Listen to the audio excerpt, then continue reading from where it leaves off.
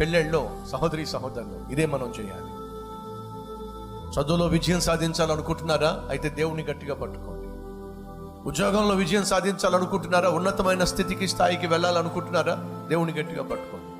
నువ్వు చేసే వ్యాపారంలో, వ్యవసాయంలో, వృత్తిలో ఉన్నతమైన స్థితికి చేరాలని ఆశపడుతున్నారా? దేవుణ్ణి పట్టుకోండి. ఆయన మీ ఉద్యోగంలో, మీ వ్యాపారంలో, మీ వృత్తిలో, మీ వ్యవసాయంలో పార్ట్నర్గా ఎంచుకోండి.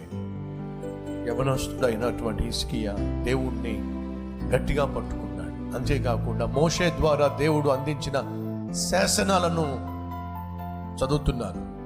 అతడు యెహోవాను హత్తుకొని ఆయనను వెంబడించుటలో ఎవరిని హత్తుకున్నాడు? దేవుణ్ణి హత్తుకున్నాడు. దేవుణ్ణి వెంబడించాడు.